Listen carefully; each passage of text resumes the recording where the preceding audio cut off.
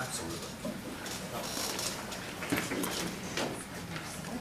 I pledge allegiance to the flag of the United States of America and to the republic for which it stands, one nation, under God, indivisible, with liberty and justice for all. We have one closed session item to report out on item C. The board unanimously voted to reject the claim identified in closed session item C, conference with legal counsel, anticipated litigation, significant exposure to litigation. We also will be going back into closed at the end of our open session. So we will officially go into closed. At this time, did I get this over?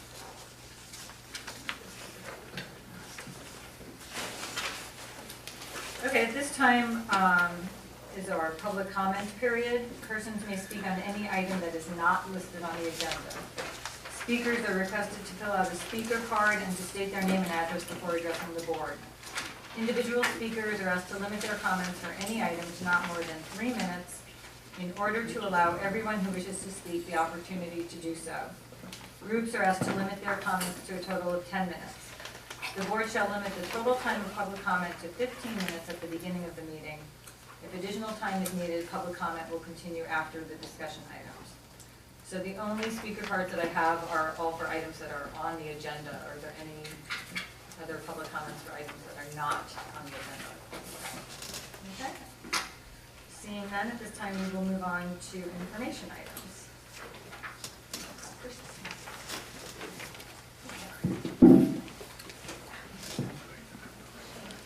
I'd like to ask OEA President Charles Shannon to come give his OEA update.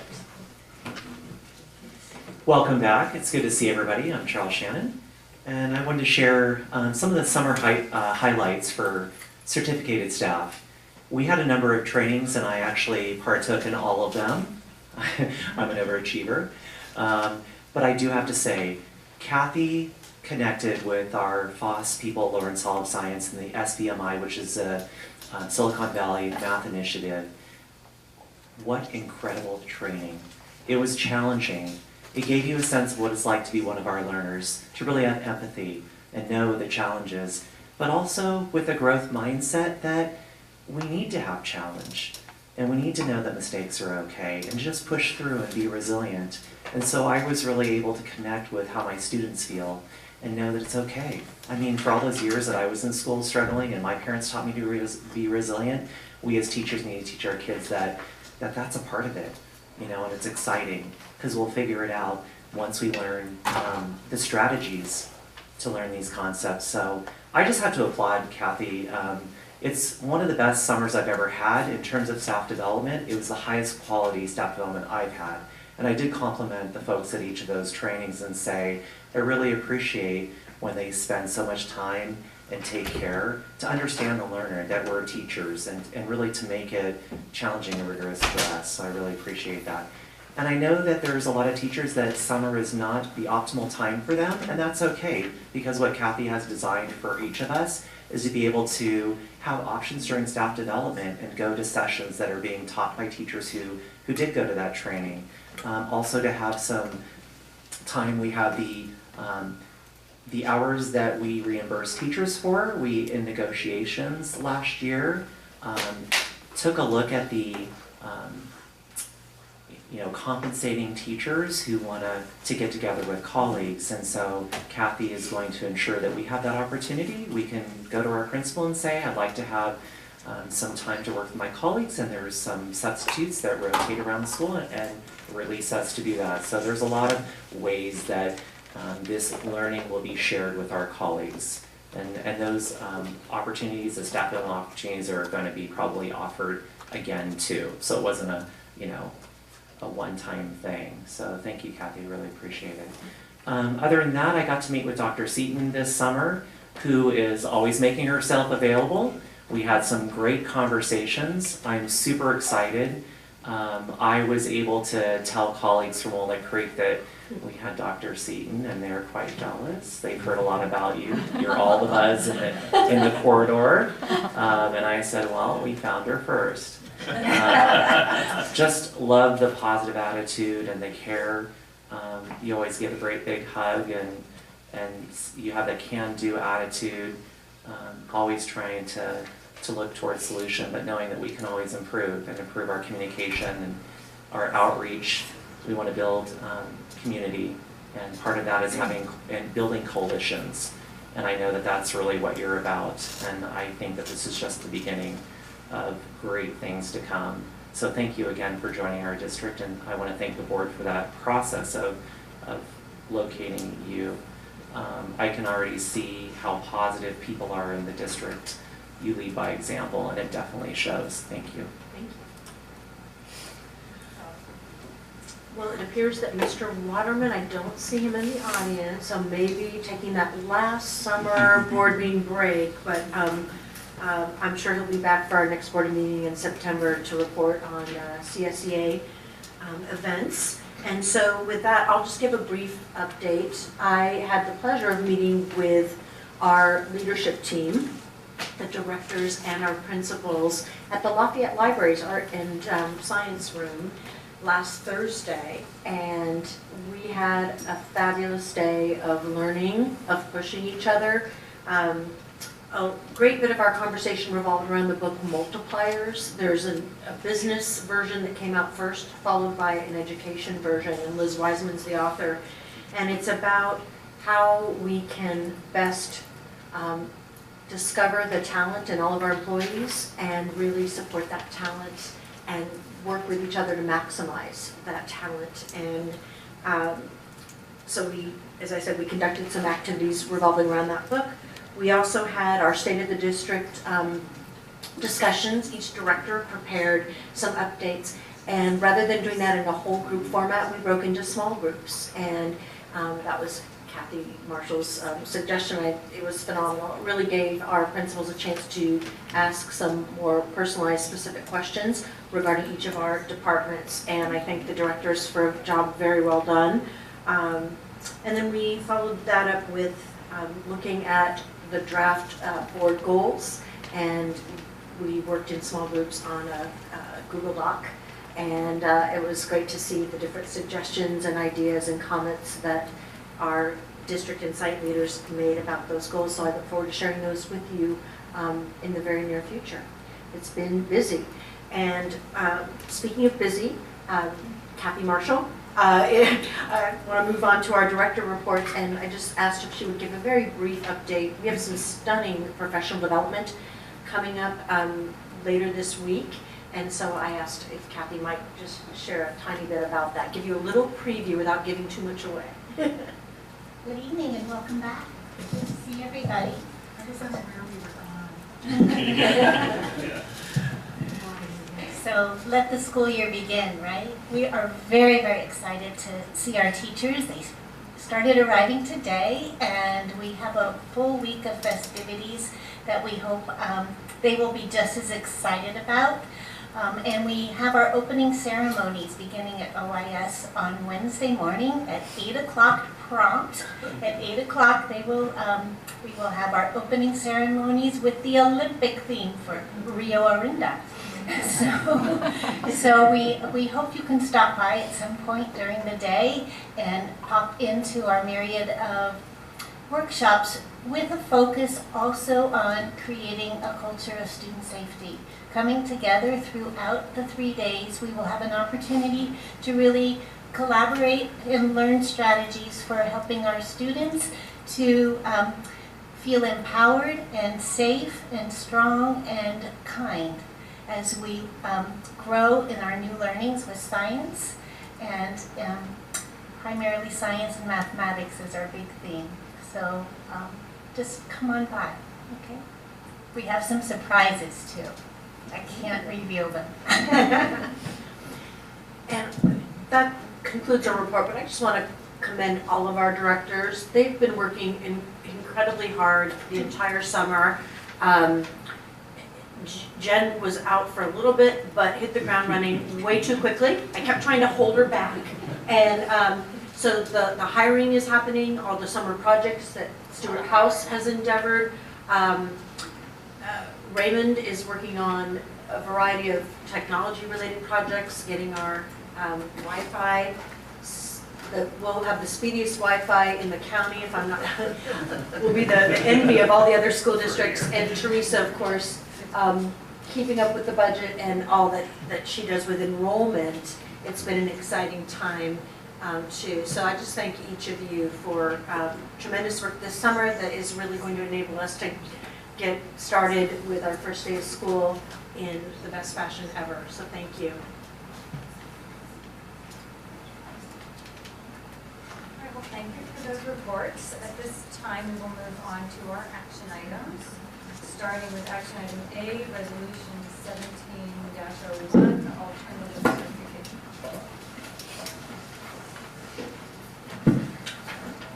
This is an item that you may be familiar with, and what this allows the district to do is to assign teachers to teach certain subject matter that they may in fact not hold a credential in specifically, or that don't have a credential area. So I'm talking about something like robotics. You know, it doesn't have its own separate credential area. So we have to specify which teachers we are looking for this certification for, and it's handled in a resolution form. And you'll see that Exhibit A lists the teachers that are currently part of this alternative certification. So I'm asking that this be approved so they can teach particular subject matter. Thank you. Are there any Who said that? Sorry. Are there any questions from the board? One question, are any of these teachers new to certification? Boom certainly is not, but Cody Wilson? was last year? No, he's new. Yeah, he is new. So it's the maker's space. So he has his, he has a credential that allows him to do the wood shop class that he's in charge of, and this is adjunct to that for extra. So I have a question. Just to clarify, I do remember having this last year, but I don't remember if this is the same type of resolution, or did we just approve directly those teachers? Do you know what I'm asking? Is this the same exactly that we did last year? It should be, although I don't have the documentation in front of me. Okay, so we don't have to approve them again, or will this come back to us again? This will come back in a year, presumably, for the same type of, next with year. a new resolution. Okay, thank you. So Jen, I'm confused. Karen Fazio doesn't have a PE credential? She has a multi-subject credential, so that this will, if you notice, it gives you the particular code that's associated. Yep, I see it. And it just allows her to teach outside of that. But she's been teaching PE in the district for 8 to 10 years. So I can't really address why she doesn't have a PE credential, other than she doesn't. So perhaps you've been looking at this alternative certification having to do with her for 18 years. I hope so. If that was. I said 8 to 10. Oh. Not 18. She is rather young. Yeah. So hopefully, you know, they've been following the law. Maybe the law changed and this is a newer requirement. Okay. Any other questions from the board? Any comments from the public? On for action. I move we adopt agenda bill, action item A, resolution for authorized signatures. Second? Nope. Wrong one. That's Oh, not I'm what sorry. I'm sorry. Here on the bottom of the first The page. alternative certification of teacher. I'll second. Okay, resolutions. Sarah? Aye. Aye. Aye. Aye. Aye. On to action item B, resolution 1702, authorized signature for contracts. Resolution 1702 is a new resolution which allows the board to delegate, along with the superintendent who already has authority to sign contracts. This would also allow the directors to sign a contract in their respective areas. These are contracts that have already been approved by the board. Instead of the respective directors having to funnel the contracts to the superintendent to sign, or to myself, the superintendent and the CBO have authority to sign contracts. But these are all contracts that the board would already have seen. It's just giving authority to the respective directors to follow through on their particular areas that they're handling, so there isn't a delay of any sort. This is only asking for the positions. It doesn't have a name, so it's actually the director position, the superintendent, so that way you wouldn't have to update it if there were a change in the position. But as I mentioned, this is only to be able to sign and have the signature as a authority of the board giving authorization for contracts that have already been approved through the open meeting process. So I'm asking for a recommendation to approve 17-02 resolution number, authorized signatures for contracts. Any questions from the board? Yeah, thank you, Teresa. You mentioned this is a new item. Is the ed code change? Is this a new change in ed code, or is it just new to us to do this? It is new for Orinda. The ed code is still there. That gives the governing board authorization, which is currently now with the superintendent and the CBO. But this would allow the other directors to be able to sign in their respective area. And that's the practice, if I may, Ms. Butler, that I'm familiar with from previous districts. We would just be formalizing it to show that the board gives authority when it's a board-approved contract for the director overseeing that particular area to sign as the superintendent's designee or the CBO's designee. And the only, alternative or the other exception that I would want to mention, the board did approve CUPCA earlier, so those contracts that would fall under CUPCA are different. They are board approved in that they fall under CUPCA, which was board approved. But the others would all be seen and approved officially by the board at a board meeting. But as it stands now, you would, I think she said you or Teresa are the only two that could sign a contract right now. Is that correct? Or? That officially, in terms of ed code, is, my understanding is correct. But the practice that I've seen in other districts is that the authority is granted to those directors under whose purview a particular contract would fall.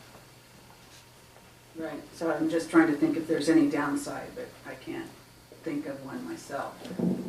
I think it adds efficiency to our process. Any other questions from the board? Any comments from the public? Back to the board for action. I'll move we adopt resolution 1702, authorized signatures for contracts. Second? So, I, no. Aye. Jason, Aye. Carol, Aye. aye. Unanimous. And now move on to action item C, 45-day budget revision. The budget development process is always is ahead of when the state actually adopts their budget. I do have information from the January governor's proposed budget and on the May revised, but between May and July 1st, if there are any changes, once the state adopts their budget, the district has 45 days to recognize that change. So how this gets communicated is through an agenda item where it's publicly noticed, and the impact that had occurred to Orinda I have listed in the agenda bill. The total impact to Orinda is negative $45,090, which is made up of 3 items, which is the LCFF gap funding decreased from 54.84 to 54.18.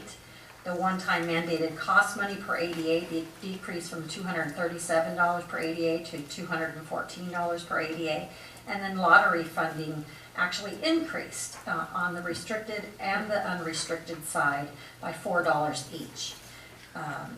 So when you take into consideration these items, now there were other items in the state budget that did not have an impact to Orinda. These are only the items that impacted Orinda that I would make notice on. And so based on the LCFF gap funding, the mandated cost funding, and the lottery funding, the overall adjustment to a 16-17 budget is a decrease of $45,090. And this would be our first adjustment for the year since adopting our budget.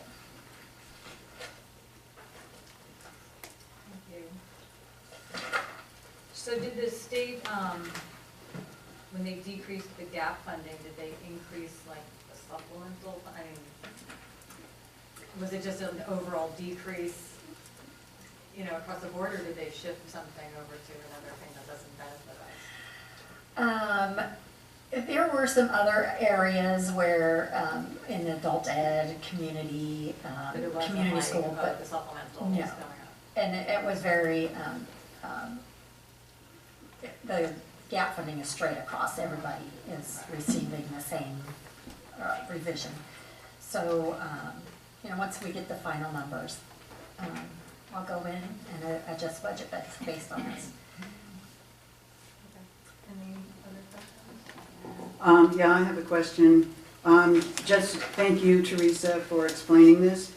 Just knowing how important enrollment in ADA attendance is to our budget, I'm just curious what attendance numbers had you used for this? And I was glad to see later in the document we have a slight increase in enrollment. Is that something you incorporate at what point or not? I took what we used at budget development time, which I believe was 2516, and used that as my increase. Now, once we enrollment numbers come in and I'm able to actually, see the students sitting in their seats and the teachers taking enrollment, those numbers will be adjusted for first interim and definitely for our October CBEDS count, which is first week in October. And so once I can formalize and finalize those numbers, the other adjustments that are related, the other budget adjustments that are related to ADA will also be increased, which is basically our whole entire LCFF calculation, along with lottery. Okay. Is it 2516 enrollment or is that ADA? Enrollment. Thank you. Any other questions? Any comments from the public? Back to the board. Any discussion or?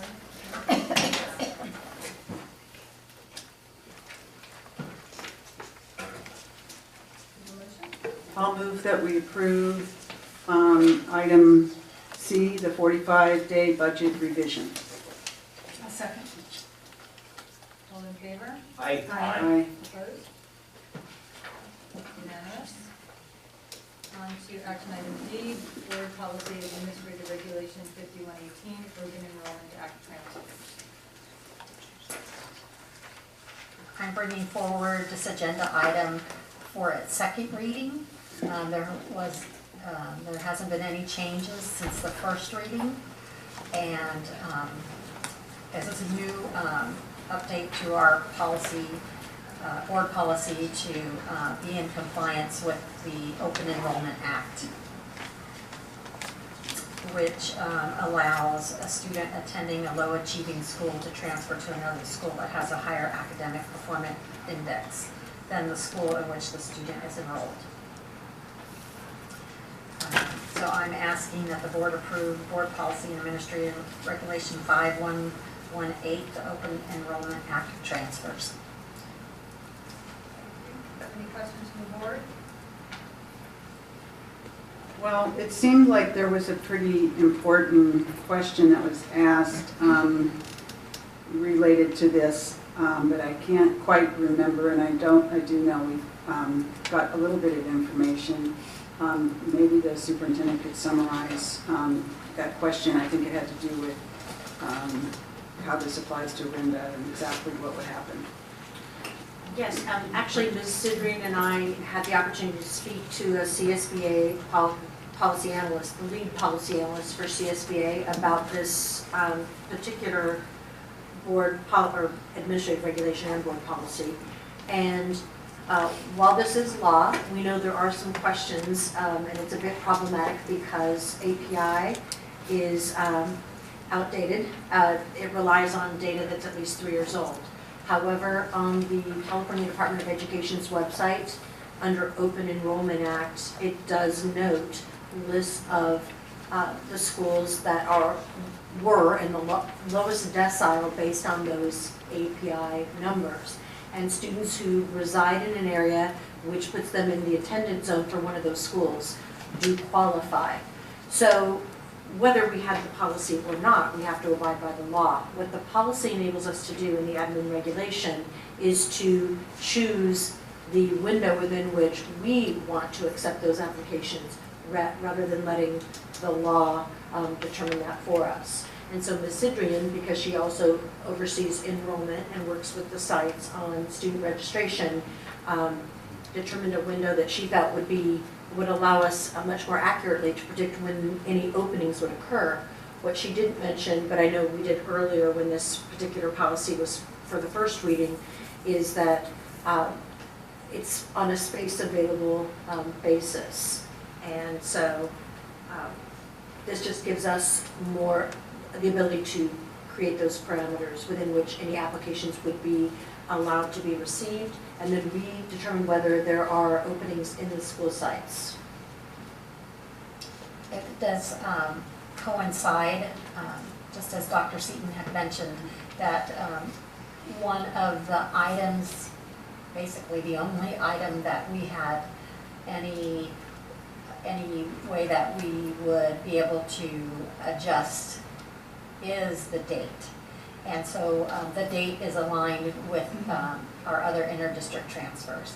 The date that the law states and the board policy and code states is in January. Well, in January, we don't know what our enrollment numbers look like.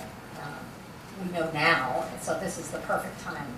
The timing was changed from January till the June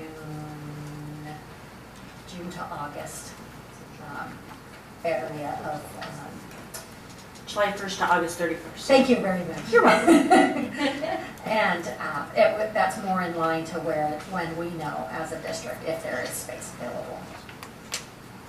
What's the priority of open enrollment transfer out students over versus inter-district transfer students? Other inter-district transfer students, you can deny on other bases such as I know, but grades. would you, if you have 2 applications, one's an open enrollment, one's an inter-district transfer, which one's, in one spot, are you required to take the open enrollment student over the inter-district transfer student? I know we looked at that in Ed Code, Ms. Sidrian, and I believe, and it spells it out really specifically in Ed Code. If I'm not mistaken, the first priority goes to siblings of students currently enrolled, permits for siblings of students currently enrolled in our schools, and the second priority must go to students who attend a Decile 1 school as identified on this open enrollment transfers list on the CD's website.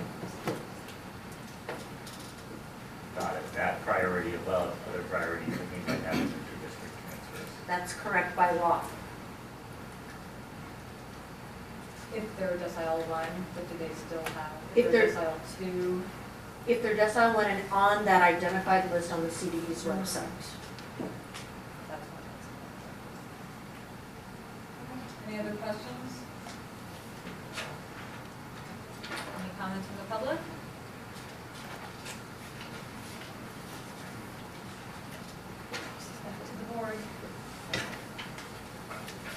move we adopt action item D, Board Policy Administration, Administrative Regulation 5118.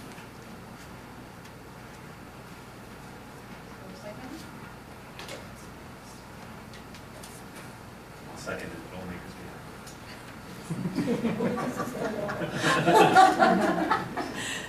All in favor? because Aye.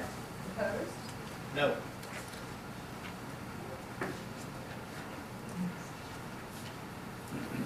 Can I just add a comment? Just briefly, in the past, we haven't been notified as board about inter-district transfers, so maybe, maybe at some point, the superintendent could inform us whether we're actually getting this type of applications or not, as appropriate. I don't know what's going to happen, it's hard to predict. Thank you. So 4-11 vote. And then move on to discussion items. A, Wagner Ranch Nature Area Board Subcommittee Interim Report / Board Policy 0110, District Nature Area. Thank you.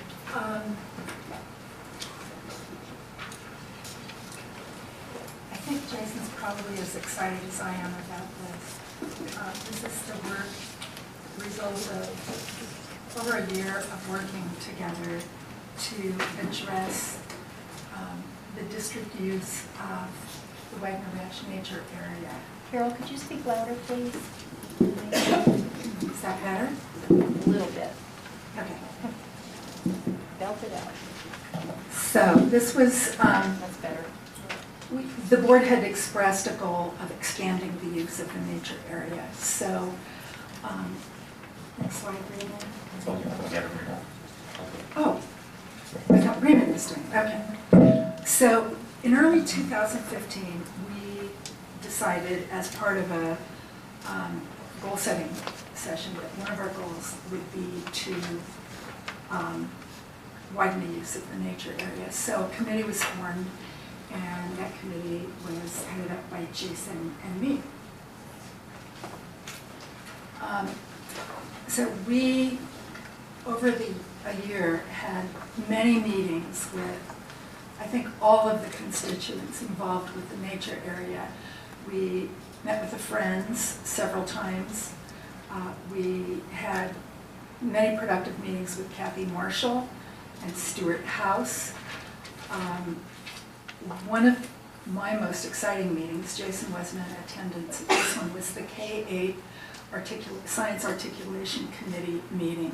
And this was with science teachers district-wide, as well as the Lawrence Berkeley Lab Bayside Partnership people. And we just asked them to brainstorm some ideas of, if there were no restrictions, how they would like to see the nature area used. And they came up with, I thought Jason and I were really thinking outside of the box, but it kind of blew the box that we were thinking was big apart. And they had just some amazing ideas, very exciting ideas. We met with a couple of members of the Moraga School Board and their superintendent to kind of gauge their interest in what, if we offered curriculum and opened it up to other school districts for a small use fee, would they be interested? And they expressed some interest. They didn't quite, at that time, know how they would act on that. But we also, since then, have learned that some Lafayette teachers have approached the Friends and the district wanting to use the nature area for their own educational purposes. I already mentioned the Lawrence Hall people. We, at the very end of our process, all the science teachers and Jason and I were taken on a really amazing tour of the nature area. I had never seen the whole thing.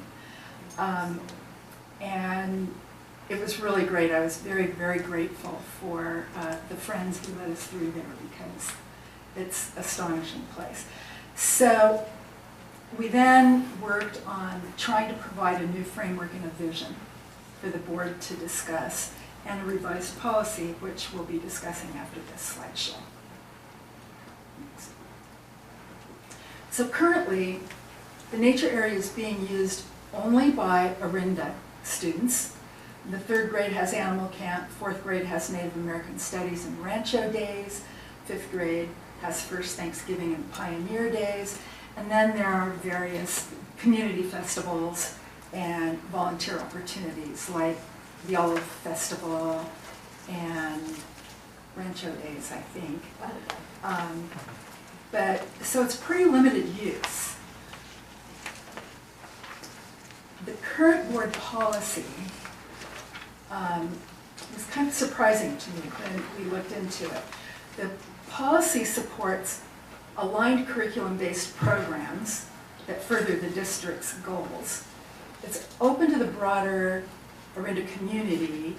All these programs must be supported by funding partners, but the funding partners that are currently mentioned in district policy are like OEA, which doesn't support science programs or social studies. They support arts and music. So EFO, that's what did I say? OEA. I'm sorry. Yeah, EFO. So the thing that I found most interesting was, quote, "The nature area is first and foremost a school site intended to benefit the district. The board supports only those activities that protect the district's interest in maintaining this property for current and future district objectives." We felt that was a little backwards. It should be there to support the students and their learning. And we'll get back to that in a little bit. By the way, thank you to the Friends of the Wagner Ranch Nature Area for the beautiful photographs, allowing us to use those. So our new expanded vision is to open it up to every single student in the district and beyond, K through 12. We would like to use the nature area as a vibrant laboratory for science instruction as well as social studies and histories. And the science teachers have some very, shall I say, vibrant ideas for how to do that. We'd like to create opportunities or recreate opportunities for overnight field trips for the scouts particularly and students. And that would generate small funds, use funds. So the programs could be supported by the users themselves. We would also like to expand, as you heard earlier, these outdoor educational experiences to other school districts. And we thought we could offer programs for senior citizens too. So basically, we envisioned the nature area as a gift for the educational enjoyment of everyone. So there's some challenges in going forward. If we are to open the nature area up to the broader public, it must be made ADA accessible. That's expensive, but it's doable. The district's insurance coverage requirements may need to be revisited. And we would need to create a new platform for collaboration on managing the district. For outreach, we would propose a new board structure, which would involve a permanent subcommittee of the board to partner with all the stakeholders, including the Friends, for a collaborative oversight for the nature area. And we may need to consider some staffing needs. The advantage, which are many, all of the students would have access to a living education in science, history, and social studies. The district could benefit from a modest revenue stream generated by use fees. Lafayette teachers are already interested in using that. Moraga is expressing interest, and these programs could be funded by the users, as I said. Mr. House has advised us that for the ADA requirements, which could run about $250,000, that with a small matching contribution on the part of the district, that there's a high degree of optimism of getting grant funding from major corporations to pay the rest of the costs. So that's an advantage as well. Next steps, we want to meet with the friends and other stakeholders to develop a collaborative oversight model. This subcommittee would have its own bylaws, and we would need to hold public meetings inviting the community to participate, like Rotary, garden clubs, city council. We will need to explore grant funding and private funding. A new curriculum would need to be developed in cooperation, particularly with the K-8 Science Articulation Committee and our Bayside partners and others. And we would want to have a board meeting to review the strategic plan that is developed by the proposed subcommittee by May 2017. And that brings us to the proposed new policy, which is available. Here for handout. Yeah. So you want me to jump in there? Yeah, please. I'll apologize because the policy was circulating last week, and I think people were waiting because I was looking it over for sort of a lawyer's last okay, so it didn't make the packet when I thought it was. So we have it here today, but this is a first reading, so it'll be coming back to the board. Thank you for policy, guys. Right here. So the policy changes reflect the next steps that Carol just reviewed. Let me push this back. If I could sum it up in 3 words, it reflects ambition, collaboration, and accountability. This is an ambitious plan that sees a broader role for the nature area in our schools, in our community. And to achieve that, we think there needs to be greater collaboration. There has been a relationship between volunteers of the nature area and the board that hasn't expanded into a collaborative model that we'd like to see, and that's in this policy. I'll go to it.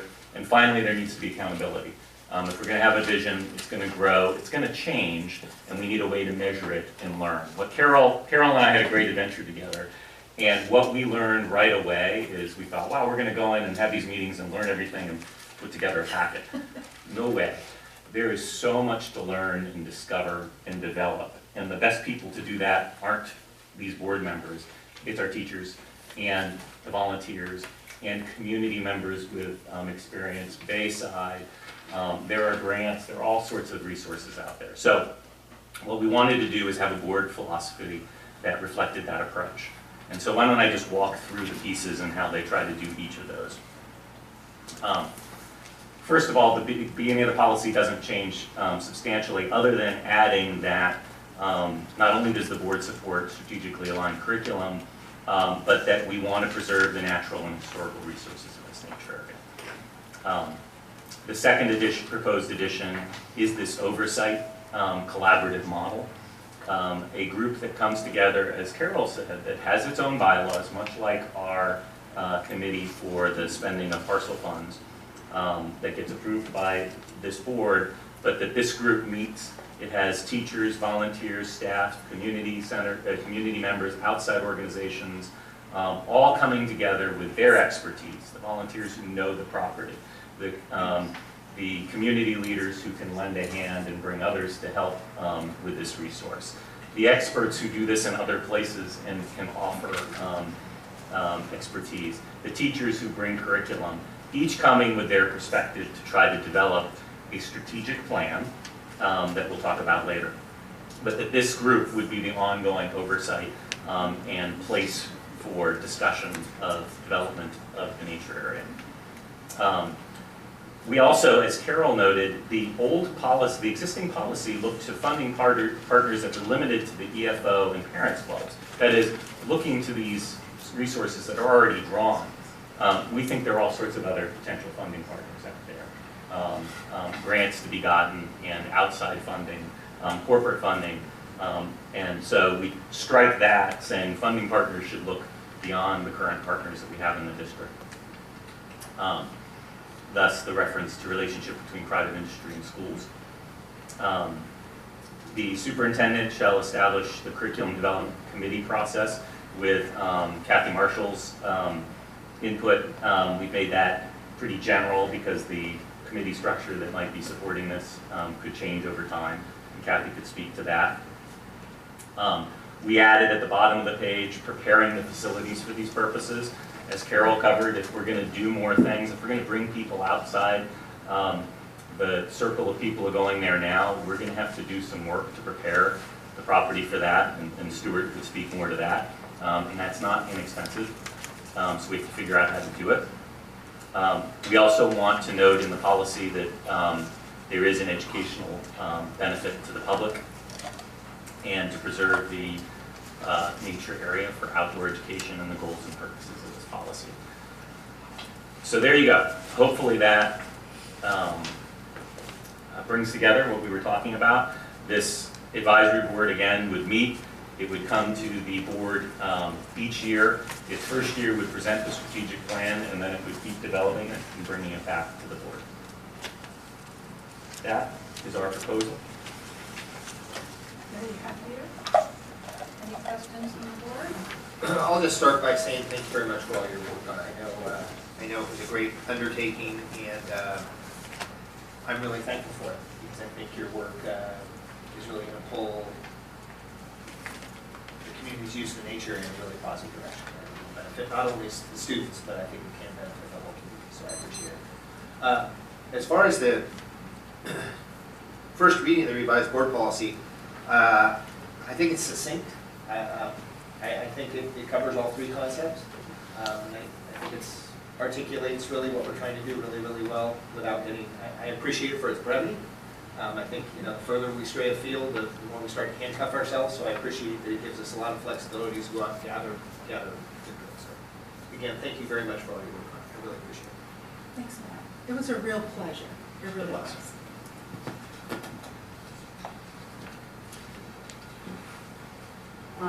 And I also want to recognize Carol and Jason for all the time that you put into this, and thank you for your work on this. But I also just want to say for the record, this is the first time that we as board are really hearing from you as a subcommittee, which was established last September. So it's been a long time, and we haven't heard anything much until now, except that something was coming. So I just want to say, and I'm all for the nature area, and I really appreciate the friends of the nature area, and I agree, I want to see us use the nature area more widely than we are now. But having only gotten this board policy today, there's a lot here. There's a lot in your report, and there's a lot in this board policy. So I think it warrants some discussion. First of all, standing oversight committee. We don't right now have any standing oversight committees of the board, so I'm not sure if we have more specifics. And I was surprised to see that written in the board policy, because then it's there, and at some point, if you felt that it wasn't needed anymore, you have to change the policy, or whatever. But I have some questions around the standing oversight committee and how that would work, whether there's a rotation of board members through it each year. Would it be one of the committees that we talk about in December? And the fact that it says the board shall authorize a standing oversight committee, right now, the way the nature area is, the board has oversight of the nature area and the programs and everything, and then we would be assigning a lot of our authority over to the subcommittee.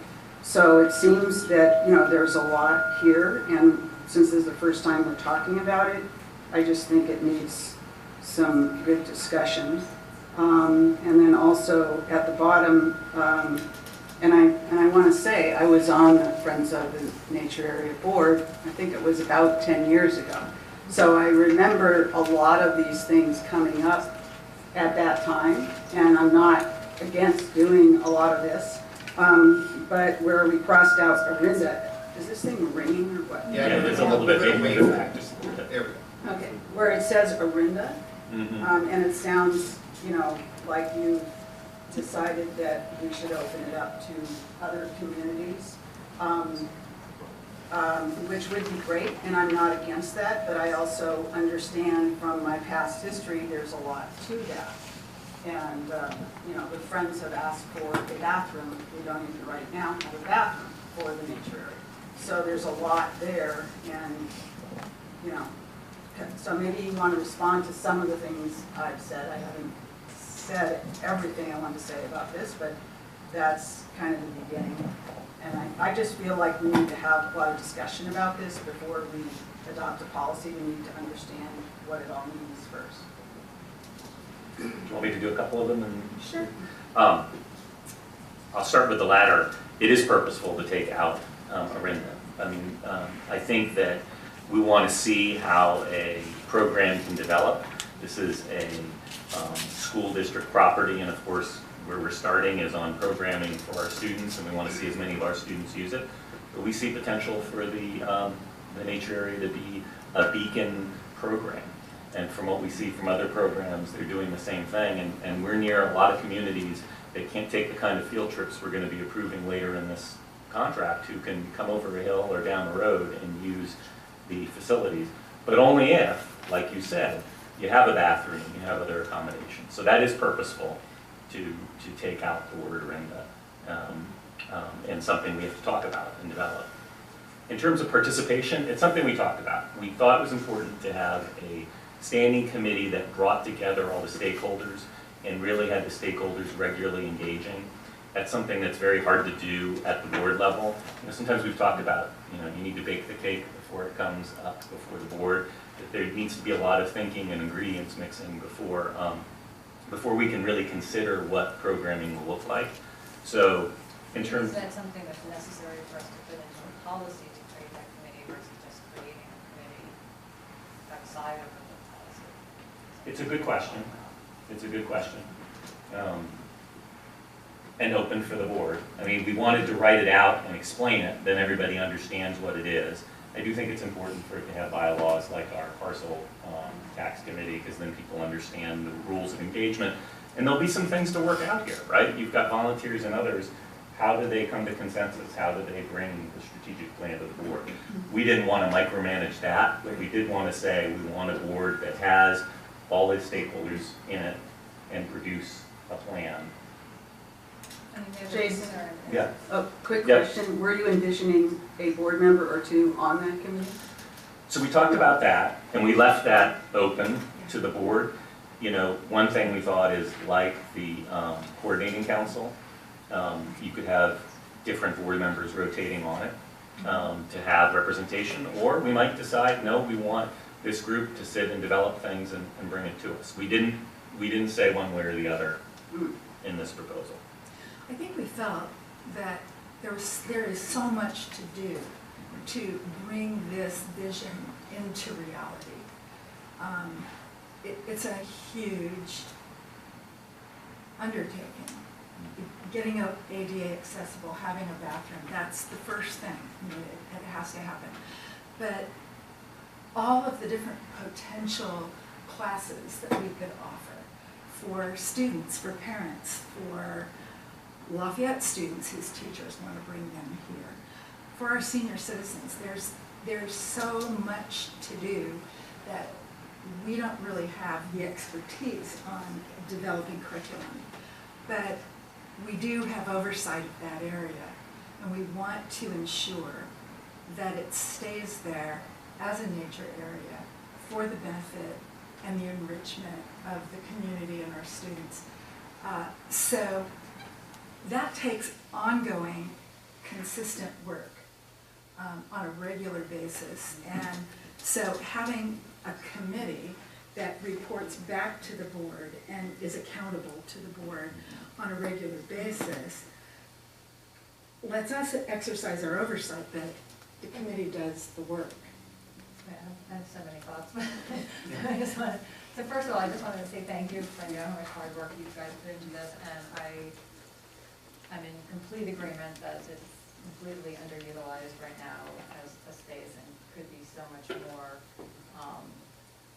for our students and for the broader student population well outside of Orinda. So I do want to say that I have huge concerns about the cost, and I don't think it's $200,000 to $250,000 to get this ADA compliant and a bathroom and all the other facilities you would actually want in place to make it a really visionary space for the community. So I have those concerns. I think maybe an initial step would be looking at, really exploring grant opportunities. Right. And, you know, when you were talking just now, what I was thinking, and I thought it when I was looking at your PowerPoint, is that you're really, I think, talking almost like how the Lafayette Learning Center at the library there has they have a paid staff executive director who's creating their programs. And I really think if you're looking at something like this, you're really looking at somebody like that to lead something less so of a, I'm not saying that there might not be a need for a committee of some sort, but I really think you're looking at thinking about somebody who could just lead in, environmental education program at the nature area or really lead it as, on the grant front and on the curriculum front. I mean, there's so many pieces to what you're talking about. The other, the concern I have with the board policy, and I get where you're going with it, but it takes away any district ability to ever do anything else with that property. And maybe that's intentional, but that's something that we would need to talk about because you're basically taking away the ability for the district to ultimately sell it. If that, let's say you have major budget crisis and, you have $0 left, do you want to take away the ability of the district to do that? I think you need to have that as a conversation before you change this policy or anything like that. Well, I'll say one thing. You're right, it changes the policy to be more specific. I think you can preserve, I think you can state the intention without taking away the district's ability. I mean, the district always has the ability to change the policy, as it's doing now. Yes, but I'm just saying, when I just got this today, just like an hour ago, maybe 2 hours ago, maybe 3 at this point. But, just those are some of the concerns that jumped out at me, and I was wondering, I know you're a lawyer, but did we have our legal team look at that? Because I think they would probably look at it with a little bit of an eye towards whether we're tying our hands and do we want to do that. We should and maybe your answer is yes, that was intentional. I mean, the intention. I think it was intentional. We didn't want to take the nature area and make a parking lot out of it, And I don't think anybody does. Yeah. But I'm just saying, when you never know what your budget situation is going to be like, and you have a large piece of property, no one's talking about it, and I'm not saying that that's a thought at all, but I don't like the idea of taking away that ability from the district. Unless you're intentionally doing it. I don't think it takes away the ability, like I said, for the district to do something in the future. I think it'd be great to have legal counsel look at that. But what I think it's doing is reflecting the reality of the way it's really used. I mean, what I found off-tune about the old policy is, I get what it was saying, but it wasn't in line with even the way we were using it now. It wasn't recognizing that it was an outdoor facility, and that's its intended use for the time being. I get what you're saying. There could be some urgency in the future, but the policy can reflect what's really going on without closing options. Also have that it is closing. But that's what I'm saying. You could have the policy reflect and be, have the vision for what we want it to be without taking away the district or the board's ability to do something with it, if need be. Can I add something to this? kind of agree with Julie, although I don't foresee ever selling it, and I don't want to, it's not for the reason of selling it, but I do see that this takes away some authority from the board or from the district. And some of these things, some of the wording that was in here, I don't know how much sort of research you guys did before you started looking forward, but like the reason it said when I first looked at the policy and knew we were going to talk about updating the policy, the most obvious thing to me was funding partners, where it has in parentheses EFO and parents clubs. They used to fund, EFO and parents clubs used to fund part of the nature area programs. And, but now the Friends of the Nature Area, I believe primarily or maybe completely, fund those programs. So this was out of date, and I felt like the funding partners needed to be updated, or we should have Friends of the Nature Area in there. But, there's some other parts, back to what Julie's point was. There's, I forget exactly where it is, but, on the second page, it's first and foremost a school site intended to benefit the district. I think that was written in there originally because there was concerns about, how were we using it in the past, and there was talk about using it more widely, but there was also concern. I mean, I wasn't on the board in 2004 or 2008 when this was adopted and revised, but I remember having gone to a lot of meetings that there was concern about how are we using it, and is it for district programs as opposed to the Boy Scouts and Girl Scouts and all those other groups out there that might want to use it, and who has say into how we're using it.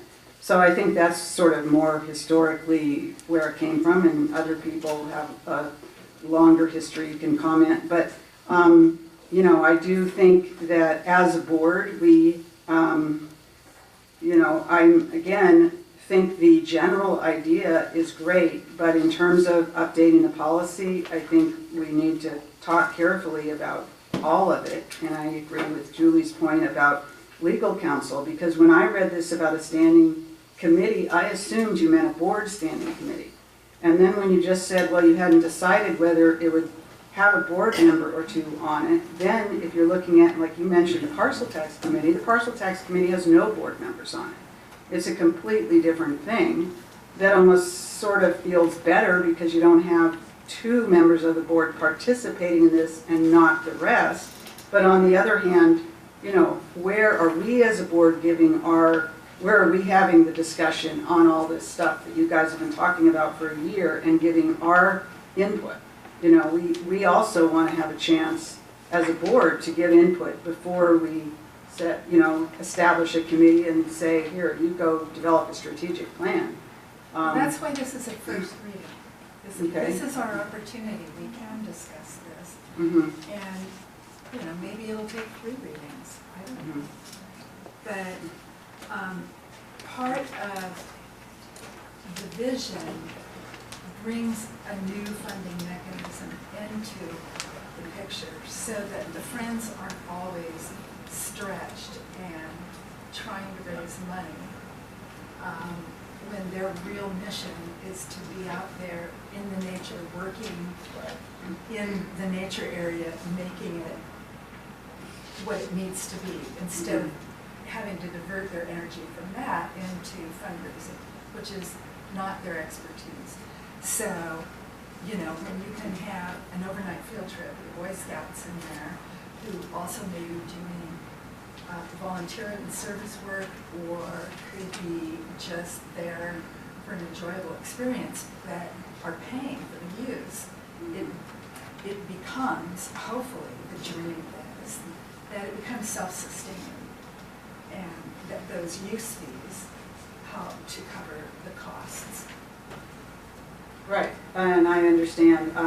There was such a committee that I was actually on as a parent probably 10 years ago or so, when that was when Frank Bernetti was superintendent. And I'm sure some of the people in the audience were on that too, when Jack Bontemp headed up a committee, and Pam West was on the committee, and we met in the nature area and discussed pretty much this exact thing. And, you know, there have been safety issues identified in the nature area. There have been things that needed to be addressed, so a committee was formed. Jack Bontemp, as you know, who's involved with Rotary, was asked to chair the committee, and there were like I don't remember if there were 2 or 1 board member on it, but there was there were a lot of meetings. A written report was made. It was presented to the board at the end of that time. I don't know where it is right now.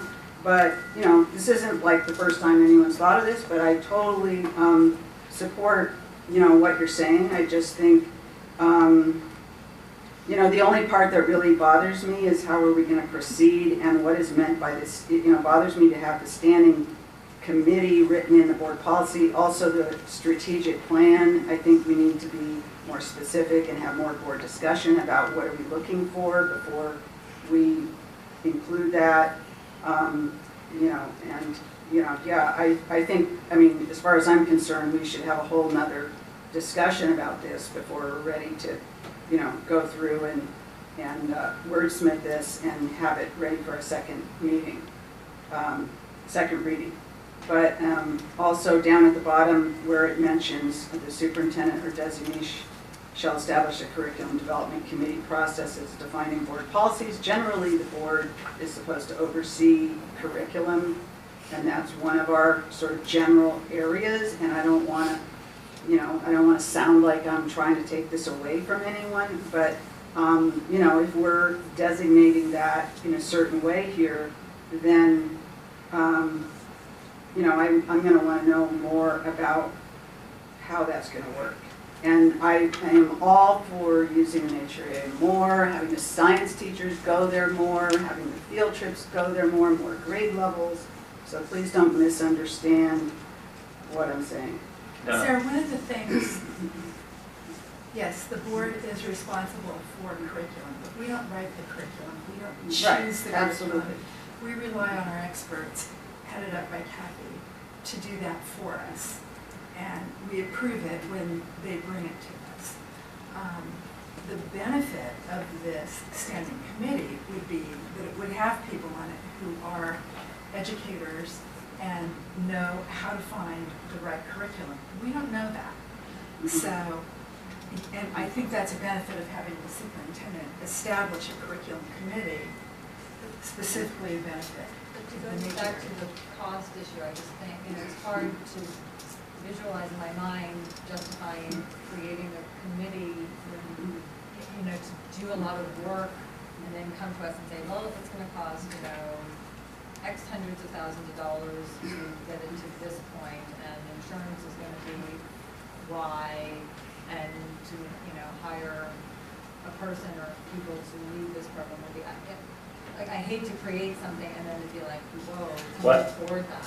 I think it's important that the strategic, at least the way we envision the strategic plan, and either we should write it in the policy or if we don't have it in the policy in the charge, is they also have to tell us how to pay for it. I mean, we as a district can look to a certain amount of resources, but we don't have a lot. So I think the plan, right, at all. That was my point. And so the plan has to tell us, how do we get the person, is it a part-time person, is it a full-time person, to get grants, so that we have the money to develop it. Is it a model like the Lafayette space or something Or else? really, what is the cost to bring it just into a place where you could then really have to use regular groups? Yeah. You Well, we know? did get a pretty careful estimate, ranging between $200,000 and $250,000 Just for ADA compliance, for ADA compliance. not for a bathroom, just for a bathroom? I believe a bathroom is actually included in that because you have to have a bathroom for ADA compliance. And the hope is, some of the research that we've done is that if we were able to contribute $10,000 and $15,000 to that, that there is grant money out there that could potentially,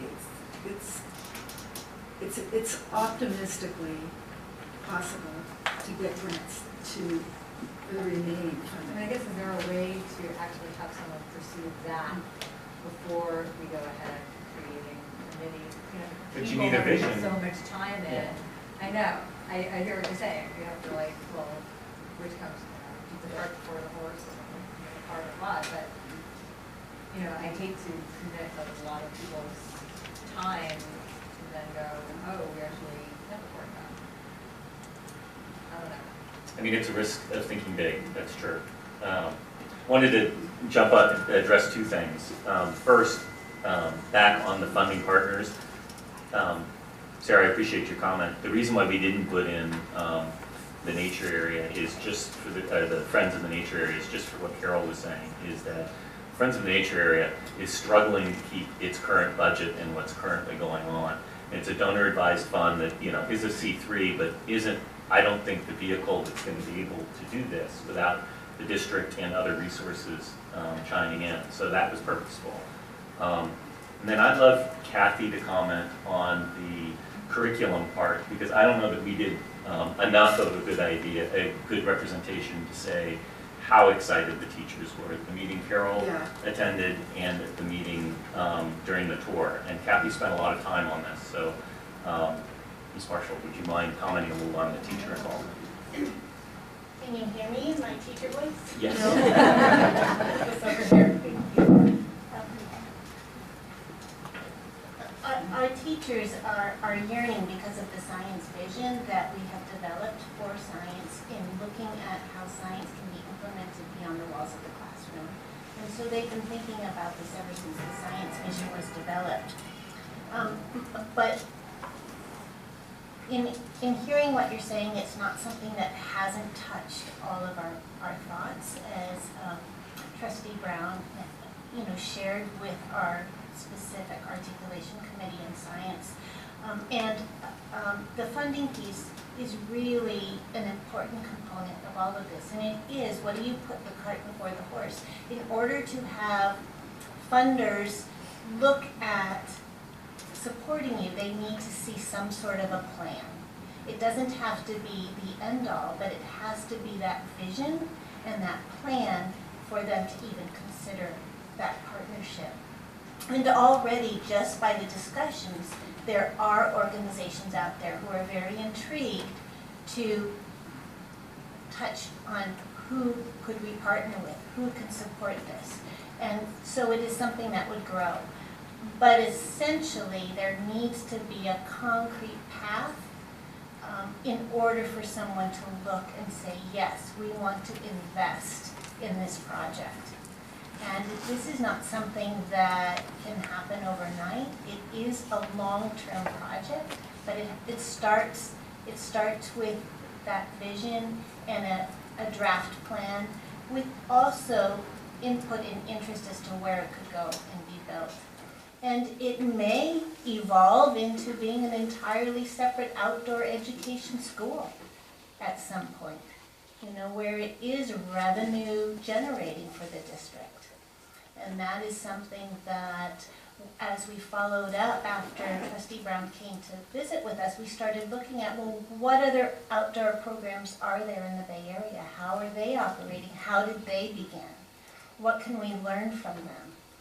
And so it is going to take some focus and research as the very baseline step.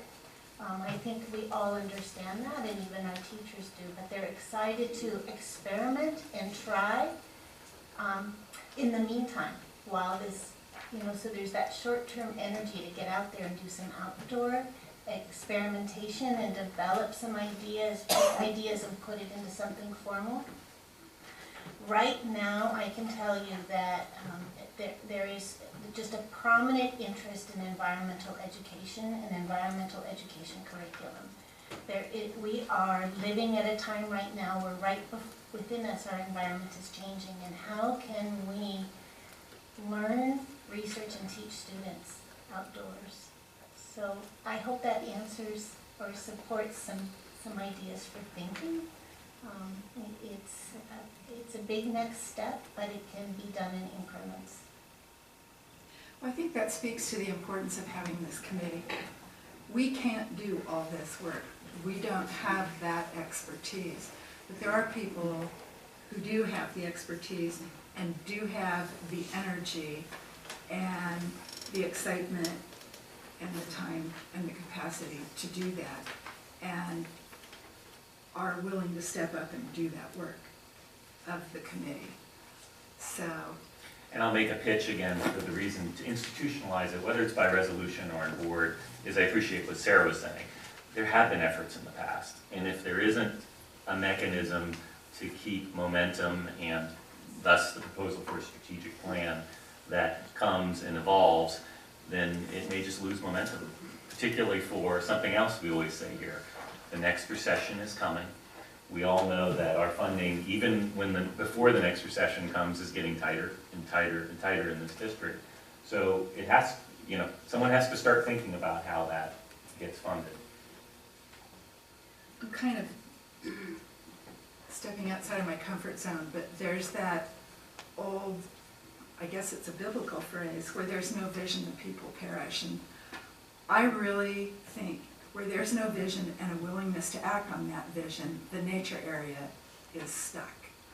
And we really want to see it just flower and thrive and become more than what it is now, for the sake of our kids and the community. Well, I totally agree and support you. I just want to make sure that we do it in a way that does kind of preserve this, like I said, you never know what's going to happen.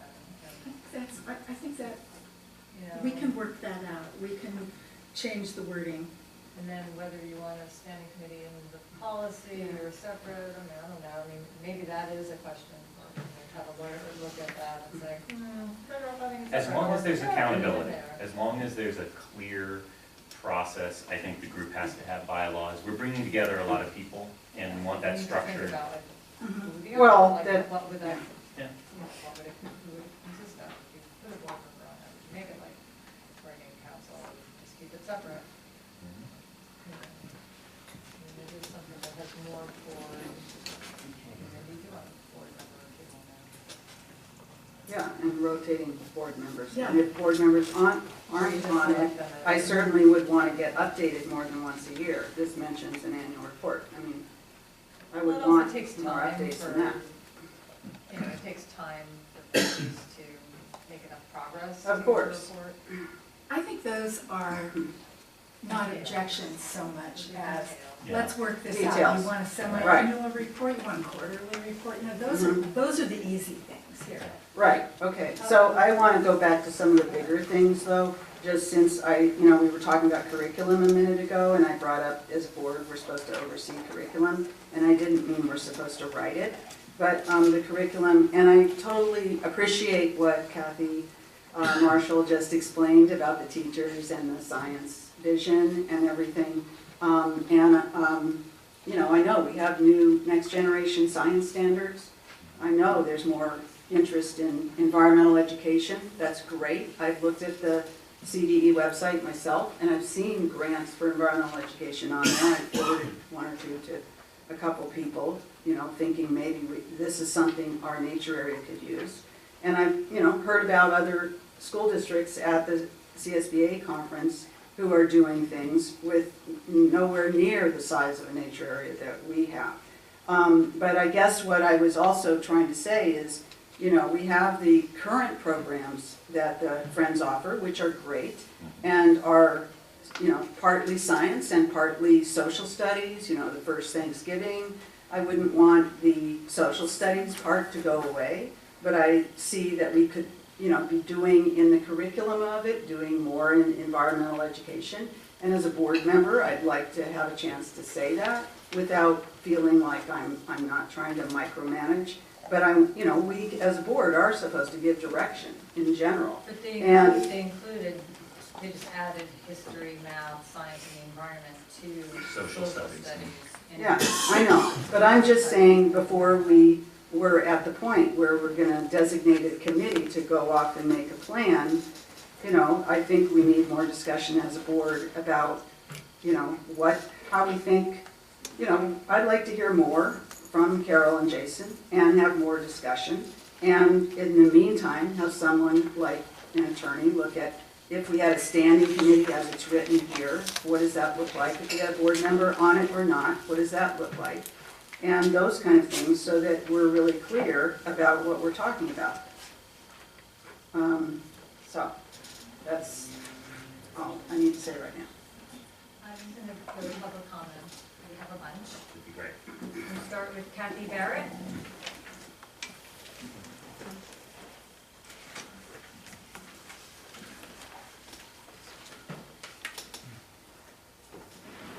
Hello, I'm Kathy Barrett. I live at, is this broadcasting?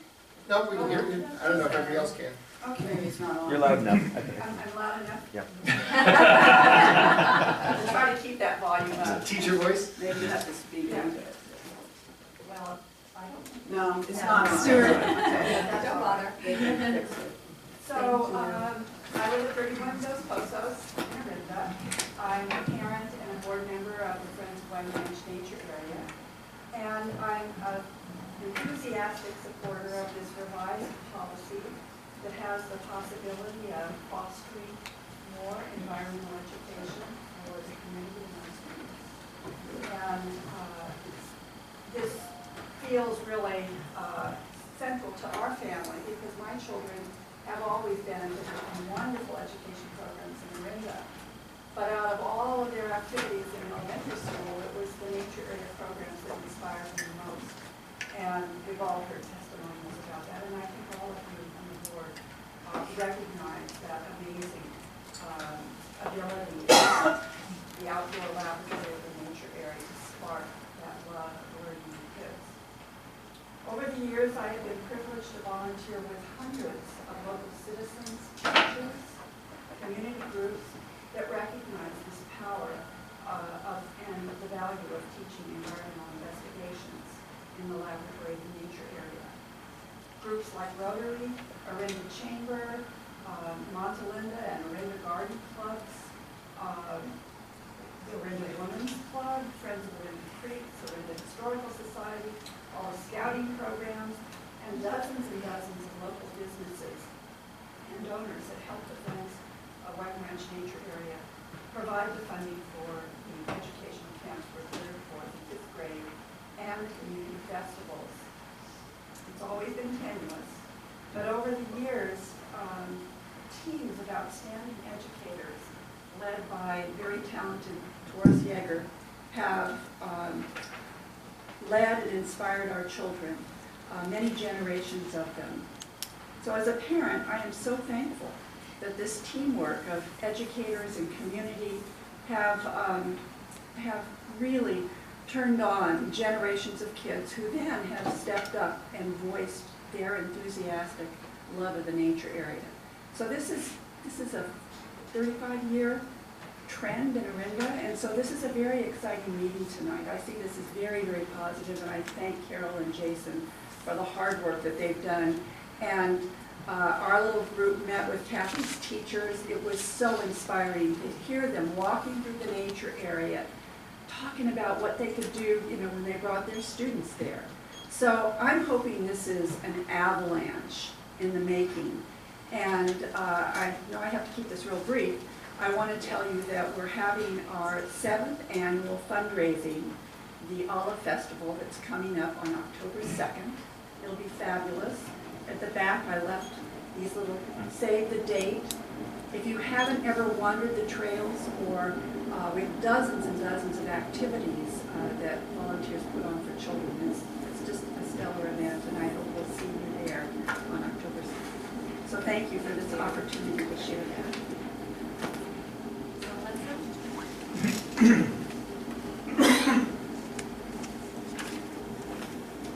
Hi, I'm William Hudson, 19 St. James Court, Orinda. This is going to be sort of reinforcement of everything you've been saying. We're very excited that the opportunity to foster opportunities to make full use of the nature area for educational and community purposes. It's a unique asset because it's here. It has diverse natural values, a connection to life a century ago in Orinda. Because it's so accessible, it promotes engagement. In other words, getting to know it by continually visiting it with new questions, new knowledge, and then seeing what's changing there. It's been wonderful that we've been able to keep the nature programs going for 40 years, and we're extremely fortunate to have the talented staff that we have that's done that. It is unique, hands-on experience, observation, participation through the succession of societies that have been here. It gives our students biology, environmental science, math, history, national, international, sociology, not as single siloed subjects, but as they interrelate. These experiences are only possible in the nature because it's a classroom of infinite projects. It's all there for you. Everything has a purpose. Everything is changing. And it's physically liberating for the kids. And it invites two questions I've heard recently, which I just love. The kids can sit there and say, I notice, and I wonder. It's exciting to think that these opportunities are going to be increased. Again, I went with the science teachers. I can't wait to see what they come up with, and I can't wait to share this with the other districts. Another aspect of this is our kids are very talented, and one of the things that's exciting is that if they're able to go to high school, take what they know about the nature area with them, and then apply what they're learning there, the skills they're acquiring, what they're learning, and the perspectives they have. I think if they had the chance, there'd be some astounding projects in there. Outside formal education, Orinda's a wonderful place for kids to explore a range of interests and pursue whatever their passions they find. The nature area is a tremendous resource that would be available to kids that will appeal to, and that's been limited to just the classroom, pretty much the formal opportunities now. In particular, I want to mention Nature Club, which until about 4 years ago was Torres Yeager's after-school club on Fridays. There were usually about a dozen or more, several dozen kids that just wanted to spend more time in the nature area with tourists. And I hope one of the aspects of this policy is that kind of program is again available. It excited a tremendous number of kids. Other opportunities that our youth has participated, Others First, Green Team, the Scouts, and so forth. We should expand that to other groups for general use. And again, you mentioned the Scouts. They come to mind immediately. But I can imagine also other groups. I mean, art groups. There's plenty of art opportunities. Sciences for projects and so forth. And then general humanities, history, archaeology, kids interested in that kind of stuff, lots to find. And then finally, there's the adults. We've had support from Rotary and the Chamber for the educational programs, but there's a potential for everybody with compatible interests to come in. And here, again, being my interests, I think of the Native Plant Society, bird watchers, and so forth. But there's also the Orinda Historical Society, there's artist groups, photographers, the seniors, of course, and so on.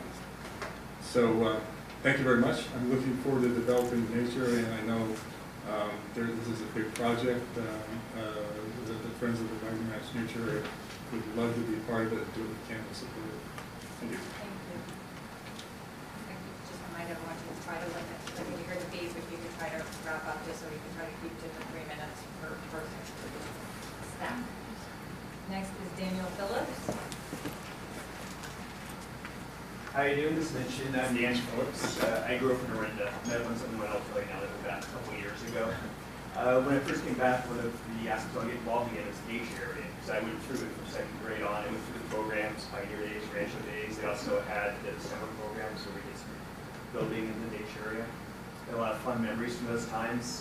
Gold painted BBs in the Wagner Ranch.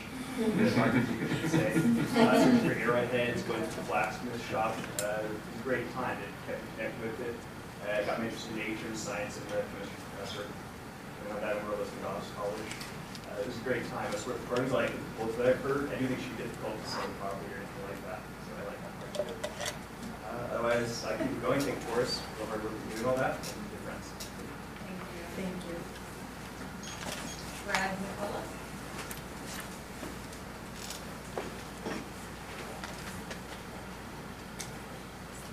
Hi, I'm Brad McCullough. I live at 7 Valley View Road, Orinda. I'm a 25-year resident of Orinda, and both my girls, Colleen and Claire, went to all 9 years of school with the USD. Both went through Miramani. One's now in college, the other's a senior in Miramani. I'm also on the board of the Friends of Wagner Ranch Nature Area. I joined the Friends board because I think the nature area is a fantastic, unique place, and I wanted to keep supporting it as an area where we can teach kids about nature, science, and history in an outdoor setting where they can truly experience the world around them as part of that education. I've had the pleasure of chaperoning some of my daughter's experiences in the nature area, Sleepy Hollow field trips, 3rd through 5th grades, YS Green Team and Others First, Mirmani Environmental Club, juniorettes involvement in the Wildlife Festival in the spring and the Olive Festival in the fall, as well as Girl Scout Silver and Gold Award community service projects that were done in the nature area. And just the look in their eyes, their learning to respect nature around them is a very moving experience as a parent. The nature area is a site, and tourists, the friends, all the other residents, funders, and other people who spend time and want to spend their free time in the nature area and their interest in the nature area, it's an invaluable resource, and gave my girls an educational experience, both from an academic side, both the science and the nature, but also as a life experience of community volunteering and what can we do outside of our normal bounds. And my daughter's experiences with the nature area and volunteering there have instilled a love of nature and community service that goes with them today. My daughter's up at University of Washington. She's in community service. She's connected with the Rotary college version of the Rotary Club up there. And it's just, it's a fantastic base for starting all of that. Nature area is unique with its combination of historical and natural elements.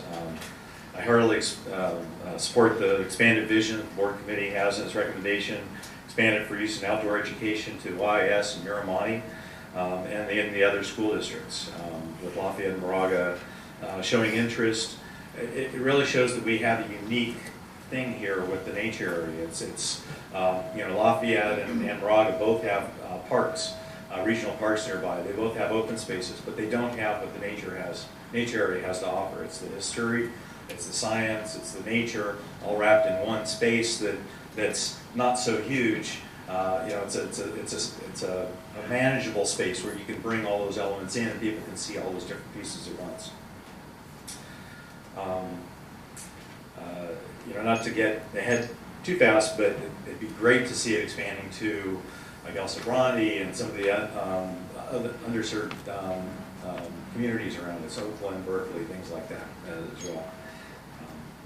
So I think I'd love to see the board move forward on this. Thank you very much. Thank you. Noreen Storch. Good evening, everyone. I'm a Sleepy Hollow parent and a product of Orinda Union School District, a product of the nature area programs. They were hands down the most vivid experiences I had as a student here. So I'm fully in support of expanded use of the nature area. I want to talk a little bit about student engagement, and I think everyone here appreciates how important student engagement is for effective learning. In my previous career, I worked for the California Science Teachers Association, so I did advocacy for science learning at the State Board of Education, and I ran professional development programs for science teachers. And I can tell you there are studies, and I can also tell you from seeing it myself, that students who are engaged are the best learners. And there is nothing like outdoor, hands-on education to inspire that kind of engagement. Studies show that students who are engaged not only learn better while they're doing the activity that engages them, but that they carry that engagement back to the classroom, and that they carry that engagement into other subjects. So while they may not be learning mathematics in the nature area, when they're excited and they're engaged, they are more open to learning mathematics even when they return to the classroom. So that outside of the classroom learning is just priceless. I know there are concerns about the costs, and that's reasonable. That is your job, to preserve the resources of the district. I know this is somewhat taboo in public school district setting, but I think it might be okay to think about this in terms of a business plan. I think there should be some presentation in terms of what the potential costs are and what the potential revenues are. This very well could be money making. It could at very least pay for itself, and I think you need to at least prove that it will pay for itself, that the programs themselves will be self-sustaining. That is extremely important for all of us as members of the public and for the board to ensure, and there's nothing better than a business plan to show that. You know, we see the student engagement drop off the most in high school, and so I'm sort of sad to see that there aren't programs right now that really support the students, and I think that expanding, certainly for the older students, is really important. And lastly, teachers who are excited are the best teachers. And I can see already that the teachers who came to the meeting, from what I've heard, you know, our students deserve teachers who are excited about what they're doing and who are excited to be here, are grateful for the resources of this district. And we have this incredible resource that is completely underutilized now. For the teachers, for the students, we have to move forward on this policy, some version of it, if it makes business sense, and I think that it does. Thank you. Thank you. Thank you. Doris Yeager?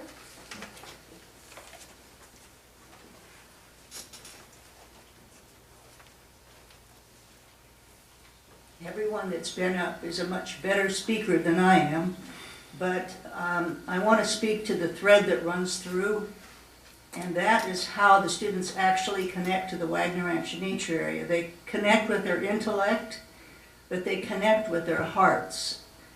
I've heard them say many, many times, I love this place. I wish I could come here every day.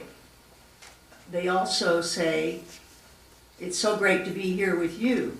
These are conversations that I have overheard. They're not saying them to me directly. It's the way the nature area makes them feel about being there, what they learn, and also how it makes them feel about themselves and each other. The interesting thing about it is it lasts a lifetime. Once they've connected with their hearts, it's an experience that goes on into adulthood. The students that I started with are in their 40s, and they're bringing their children back to the nature area, and they get emotional when they return with their children. So as we go forward with all these lofty solutions problems we have to solve, remember what the gift of the nature area actually is. It's experiences that connect them with their hearts. Thank you. Thank you. Marjorie Musante?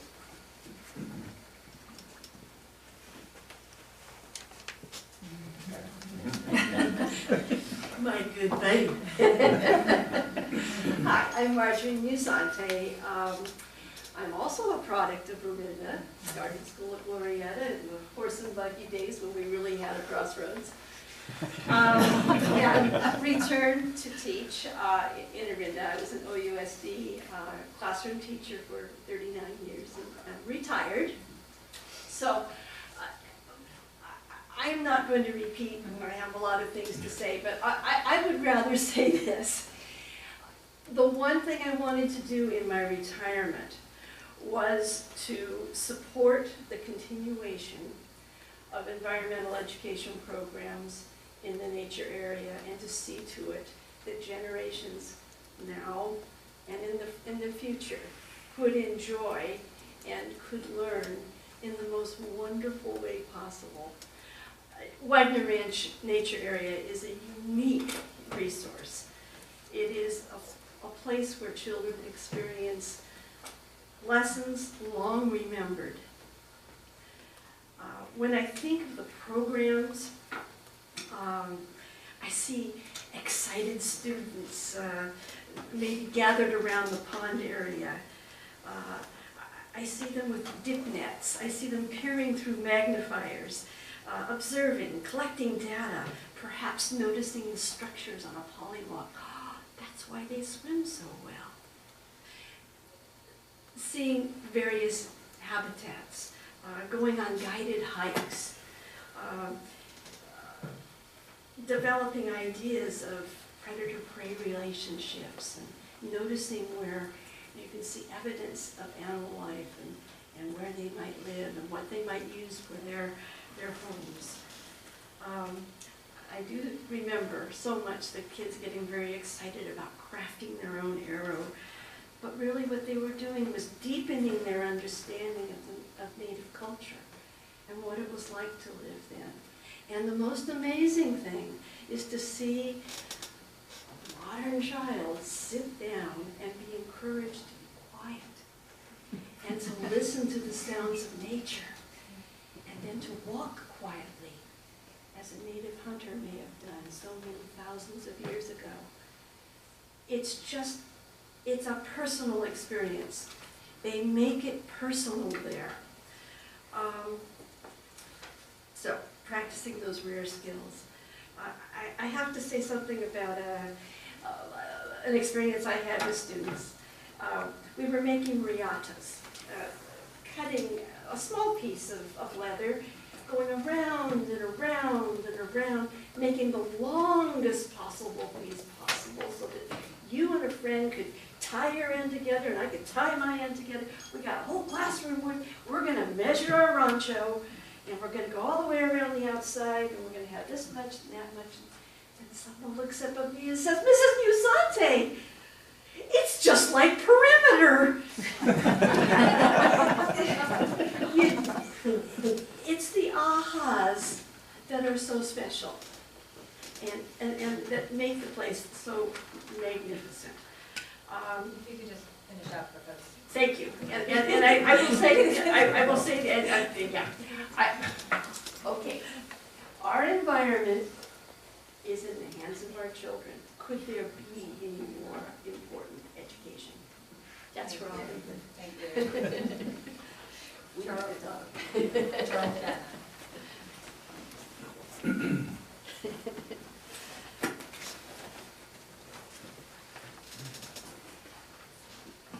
Charles Shannon, OEA President. I do agree with everything that was said tonight, and I appreciate all the thoughtful dialogue that I heard from the board and the directors.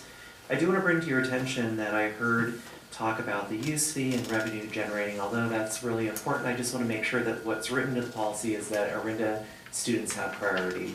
I wouldn't want to see revenue overshadowing the chances of our kids to have that priority, that there be some kind of priority window where we would have a chance to sign up before we say, gosh, we're really bringing in a lot of revenue, and then all of a sudden it's hard to have our kids get time there. I know it's an important gift that belongs to a broader community, but it is land that is owned by Orinda, and it's for the benefit of the students here. Not to say that it's not to the benefit of others as well, but I just don't want the revenue to be the sole guiding force. I definitely want our kids to have that opportunity first and foremost. Thank you. My last speaker card is Colleen Sullivan.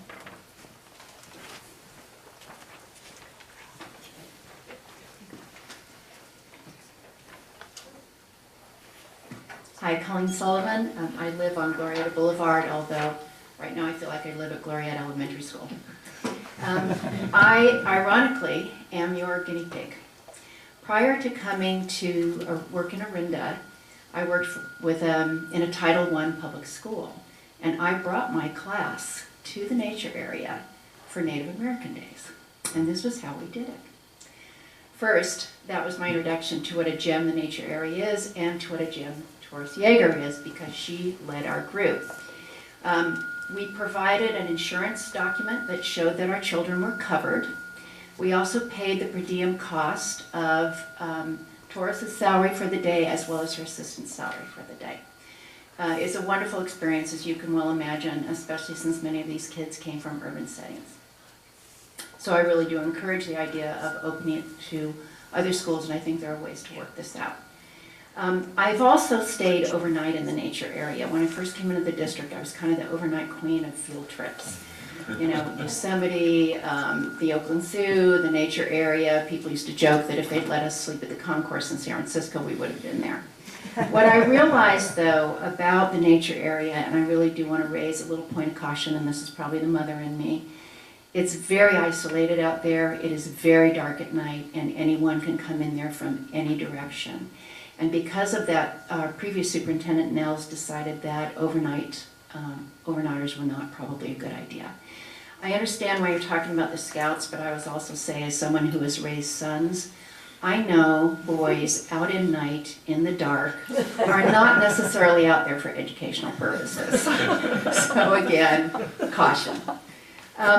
Also, a lesson learned in the past, a previous superintendent decided that he was going to make some major changes to the nature area, including the possibility of building the school district office there as well as a maintenance yard, and forgot to talk to the community.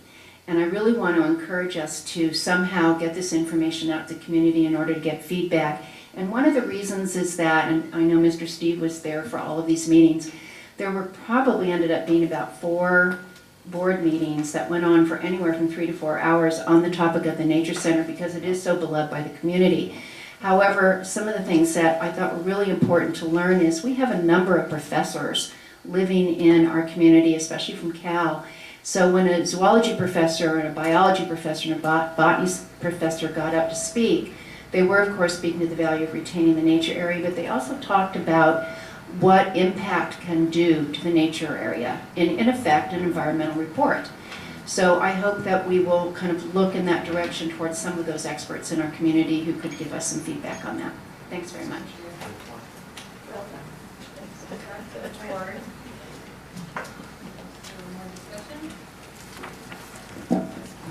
Yeah. I'd like to say a couple things. I'd like to say, first of all, I agreed with pretty much everything that every speaker said that got up, and I'm all in favor of the vision that we're talking about. My only concern is the policy and how we're talking about going ahead with the vision. So I just want to make sure it's 100% clear to members of the audience. I'm totally in favor of the vision we're talking about. I totally agree with everything. The one comment that made me realize this was Miriam Stork, and thank you for your comment, but saying you wanted to see us, or something like this, move forward with the policy. I want to see us move forward with the vision, but revise the policy. And I just want to say also, as a board member, you know, what we learn in CSBA is sort of this general rule about no surprises.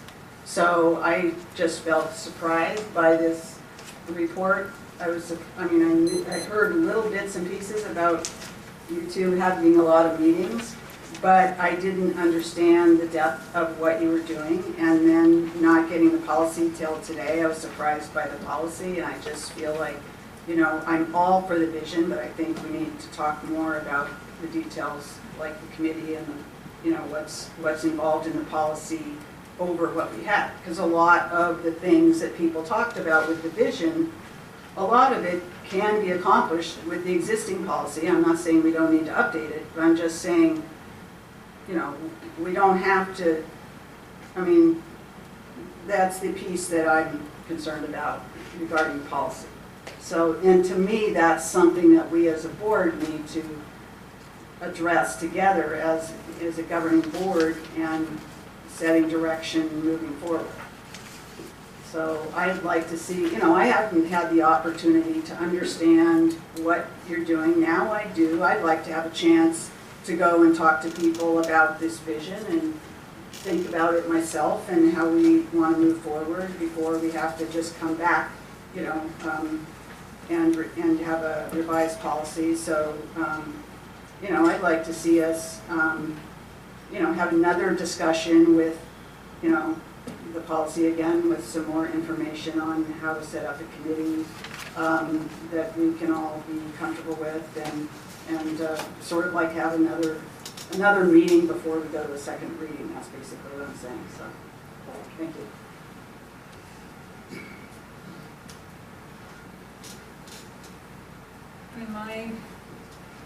My opinion is, you know, I mean, I love the work that you did. I'm in favor of moving forward. I just do think we need to give a little thought to some of the policies. We can't hear back here. I'm sorry, the air is on, isn't it? Here. Is this better? Yes, thank you. So I was saying that I love the vision that you've set forth. I'm in favor of moving forward. I think we just need to figure out the policy language, whether we want to create a standing committee in that language or not. And I do have concerns, like I raised before, about taking away some of the district's flexibility. And I did agree, and actually had written down before Charles spoke about having language in there that does preserve, prioritize Orinda students over over other community member, the broader community or however. And you might want to look at prioritizing it. I sit on the board of the Friends of the Orinda Library, and we have, we lease we own the building and lease it to the city, and we have certain priorities set forth where we have the rights over certain other groups, and we have priority rights. And you just might want to give it some thought about how we want to do that. But I do have concerns about taking away that flexibility for us, and I don't know if I'm hearing the 3 board members have that concern. So, I'd like to hear whether we have consensus to try to change that, or if the majority is comfortable with how you're modifying it. I have concerns too. You didn't say what sentence you're talking about, but I have concerns. Well, I think the language, I think it starts in the first paragraph, that addition, preserving the natural and historical resources. And like I said, I just read this through pretty quickly. There's something in there about preserving environmental education. The last line. And also in preparing the facilities for these purposes, right? So there's several points in the policy that, in my mind, take away district flexibility that I'm not comfortable with, but I don't know that I'm hearing a consensus on that or not. So that is the board. Well, I think it's a decide. legitimate concern, and I think it can be addressed by Carol and Jason in their work with policy. I agree with you. I mean, we could say something like,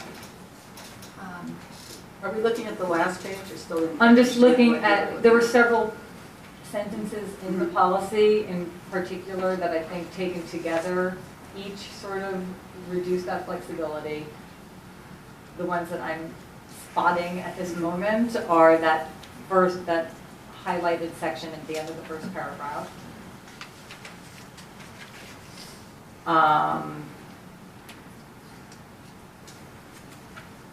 Possibly preparing the facilities for these, I'd have to look at this a little more closely. And then that last paragraph. I think it's taken together that do we necessarily need to or want to limit that flexibility? Not to say that we're not moving forward and there's no intent to do anything differently, but like I said, if the sky falls and it's, lay off 50 teachers or do something drastic, I hate for that flexibility. I don't envision that ever happening, but I hate to take away that flexibility. I think we could say something like, it's the intention of the board to preserve outdoor education at the nature area without saying we have to do it that way if the sky falls. Well, I mean, maybe you guys can think about Yeah. this offline and come back with a modification or something, if there's a majority, which I'm hearing from Matt. Yes, and Sarah, I so- agree. Sure. And I think there's a balancing between what I was saying before, trying to explain what, I think one of the faults of the current policy is that it doesn't explain what we actually are doing with the place. So I want to explain what we're doing with And it, maybe but a still strategic preserve. plan does that on its own if you're having a standing committee that creates that, and to some point, do you need to modify the, I mean, I didn't look at the board policy unedited, so I'm not, saying, yeah, you should just stick with the old policy. I'm just saying, if you're trying to develop a strategic plan that's coming from a committee, would that be sufficient to set forth our vision and still the original board policy or some modification of that is fine? I don't know, I just think that you guys can look at that briefly. One more meeting? And I totally agree about prioritizing the Orinda students. Yeah. It's not something that even entered my mind. I can't speak for Jason, but And actually, when I saw you take a broader Orinda community, I thought you should say something like Orinda and the broader community, or something that, that reflects the fact that this is still, the primary purpose of this is still our students. We were thinking that a little bit when we had the district nature areas first and foremost, a school site, which also benefits and I think we can build on that there's a priority. And I'm all in favor of making Orinda priority. I also really appreciate the financial, which I think we should address in some way. Carol already brought God into it, so I'll bring America into it. And she knows, I texted her this summer when I was at Mount Rushmore. And you, for those of you who've gone to Mount Rushmore and know the story behind it, is it had fallen into lots of disrepair. And it's not now. When you drive into it, it is quite a museum.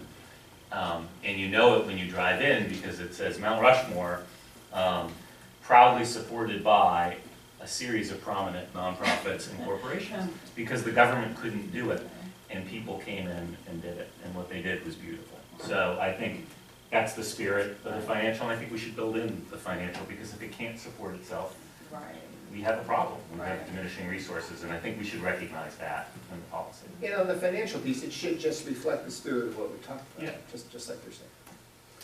Okay, so does that sound like enough in this direction? And then why don't we go to council, because it hasn't gone to council, to get reflection on two things. One, sort of the options given our current, and I'd love the superintendent's feedback on the way she envisions committees and volunteers growing. And, you know, we've done it a certain way. There are other ways to do it, and there's probably some good options we could lay out in the next meeting about what that looks like. Yeah, and whether we should have it written in here as standing oversight committee or just a committee. Yeah. And I think also just to have them, just Or not have the committee. language, just because it, you know, a Yeah. lot of our policies come from, oh, this is Absolutely. CSBA language, and this is really a For set sure. created For sure. policy, so I feel more comfortable, you know, having a separate set of legal eyes on it. Yeah. for every zone. Me too. There's one more thing I just want to mention, especially since we were talking about that last page. The sentence, the district area is first and foremost a school site. And it also mentions in the first paragraph, the district nature area, comma, located on Wagner Ranch school site. I've always, ever since I've read this years ago, been surprised to see that, because I've never considered the nature area a school site. I guess it's meaning a place where we take kids to learn, but, you know, in the first paragraph where it says it's located on the Wagner Ranch school site, you know, on the fence, it actually says, here's the nature area. You know, there's a sign, the nature area, the school district. And so I don't know if, you know, this has to do with the legal property boundaries of, that's technically all one parcel or what, but, you know, that thing about it's the nature area located on the Wagner Ranch school site is, I'm just sort of telling you, it's always bothered me because it implies in a certain way that maybe it belongs more to Wagner Ranch, and yet we all consider it part, you know, for the whole district and for all the kids in the whole district. And so I don't know if Is there's... it possible that that's just one big parcel? It is possible, but since we're having this much discussion about this policy and I don't know the answer, I just wanted to raise it, and since you're modifying or recommending modifying that last sentence at the end where the district nature area is first and foremost a school site, to me that isn't really the spirit of the nature area. I would, you know, I would be interested in what other people think that means, because I've always been bothered by that, because I don't want to see the nature area, you know, at some future date say, oh, well, we don't have enough school property, we'll just expand into the nature area. It's really a school site. You know, I see it as a nature area. And, you know, that's a policy thing and it's part of this, and you guys might all see it slightly differently, I don't know, but I just want to bring that up. I think saying it's first and foremost a school site is really important. It doesn't mean that it's necessarily the Wagner Ranch school site. What it says in there, this is primarily to be used for educational purposes. It's a piece of property that belongs to the district, and we're not considering putting the maintenance yard on there. We consider it first and foremost for the benefit of the education of all of our students. Mm-hmm. Anyway, Yeah. we'll take So another that's look at it. That's how you're interpreting Next it. time. Okay, thank you. Okay, so that was discussion item A. We are going to take a 5-minute break. We'll come back at 8:15.